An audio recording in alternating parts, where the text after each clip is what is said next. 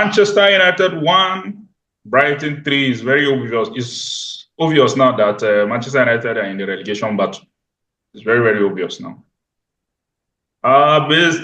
So what do you have to say, Dan? What do you have to say about it? It was a disappointing performance, but what do you have to say? I don't think there's no encouragement. Like, it's still same thing, you take a step forward and you take 3 backwards. That has been the case for 2 years now. I don't know what's happening. For me, I thought the lineup, as long as the players we currently have in the squad, I thought the lineup was decent. I was happy to see Lenny start, maybe a boost of confidence after the Pep performance, the struggles he had against Southampton. I loved the idea of Zexi starting also. The game started off with Diogo Dalot appearing to want to give us something on the offensive side. Was busting out wide.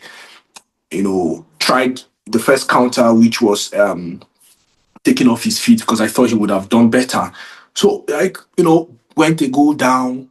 Probably that was Brighton's first real chance opportunity. Yeah, and they scored in the 5th minute.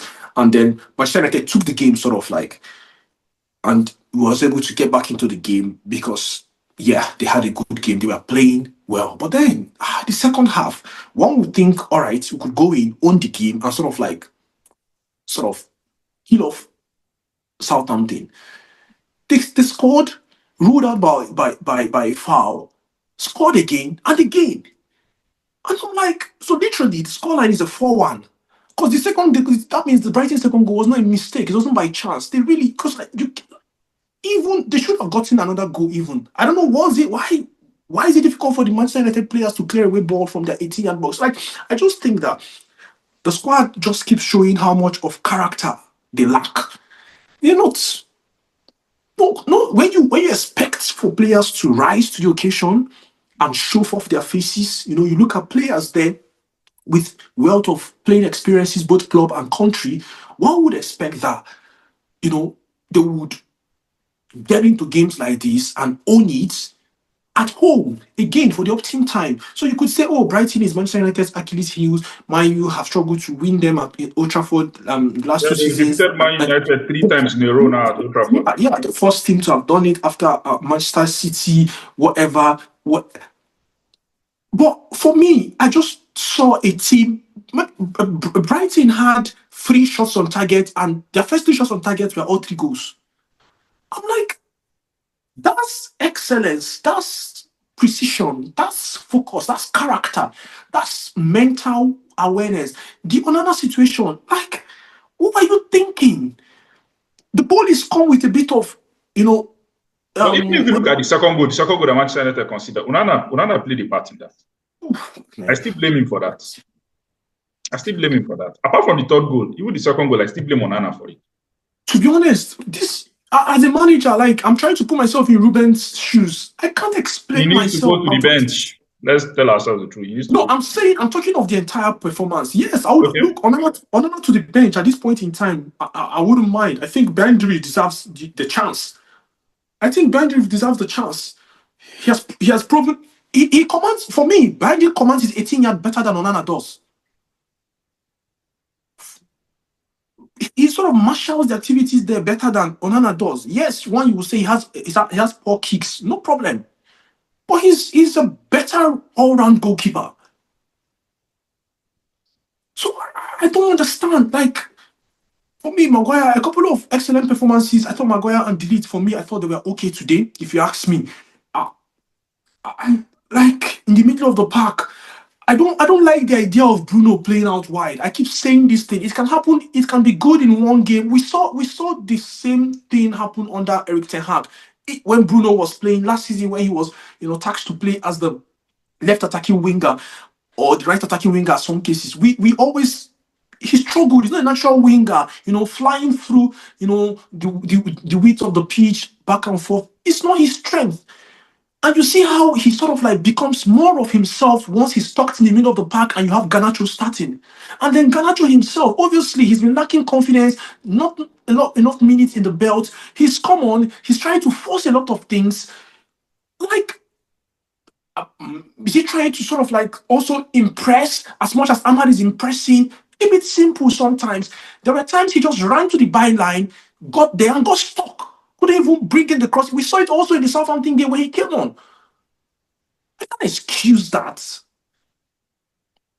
When you go, sometimes it doesn't always happen. You could play back, play to the middle of the park, just retain possession, and keep building. The longer you are on the ball and your opponent isn't getting the ball, the more the better the chances you are going to own to create something going forward. But you just don't keep forcing things. For me, Zexi had an excellent game as a central forward today, if you ask me. Holding off the ball, particularly in the first half. Yeah, he did well. Holding off the ball, linking up the midfielders and the wide players, being physical, pressing. But I thought that the rest of the team didn't complement. And you kept waiting late, rather in the middle of the game to bring in Ahmad. Because I noticed that anytime Bruno goes into the middle of the park, that is when he links with Ahmad better. I don't know if you have noticed that. Once he's in the middle, he knows how to channel attention to the left and bring Ahmad into the game. He always goes to play with Ahmad, and we begin to see things happen. I'm not saying change your system, but I'm saying just maybe start with two wingers and have Bruno talking to the middle of the park. And Kobe Mino goes to the bench and comes off the bench. Toby Koida, for me, also had a good game also coming on the game. But in all, it's a trash of a performance again for the opt-in time. Like I said, the last time I was on air, I wasn't confident going into this game. Yeah, I And remember. I told you the same thing. I said if Manchester United can allow Southampton to play them like that, then imagine what Brighton will do to them. Because Brighton are more clinical than Southampton. To be honest, right? This is even a Brighton side that has been struggling so far this season. That this is the first time they are winning back-to-back Premier League games. This is inexcusable. Like you literally look around the pitch. You're looking for character. You're looking for that show, that man. Like for me, Onana, I don't need to see Onana midweek. Come Thursday, Onana has no reason starting. I think you have made the Rashford statement, made the Garnacho statement. I think you should continue in that light, that direction by sending Onana to the bench. You just go to the bench. Nobody at this point in time, I don't think any player is untouchable. Maybe Ahmad and Bruno, but I don't think any other player is untouchable at the point.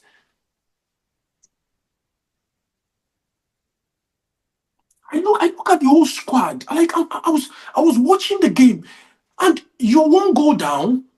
Oh, then you went two goals down, and I'm sort of like looking around the pitch, looking for the sense of urgency, looking for the press, the push, and I'm not finding it. Let's say you had an excellent game and you lost. Let it be said that you had an excellent game and you lost. Or it was a case of luck not being on your side. Let that be said first. For the opt-in time, you have the match day tickets. The price of match tickets, was increased. Fans are still buying, filling up the stadium to capacity. And every night they come on and they experience the same disaster just to come and watch, a truckload of lazy, pathetic bunch of lads just wasting our time on the grass. For me, this cannot be excused, to be honest. Like it can't be excused. There is no excuse for this. And come midweek, I really want to see a bold move on Onana going to the bench, and I want to see that happen for the next 1 month or even longer. I want to see him fight back for that. I want to see, and not just Onana, I want to see that trend across the team. Get lads, if it's going to mean you to get lads from the under 21s and the under 18s to come play, perfect. I'll rather play me youths who are just going to give me that energy and lose the same way they are supposed senior players are still going to lose. So just give me that energy, give me that football and lose.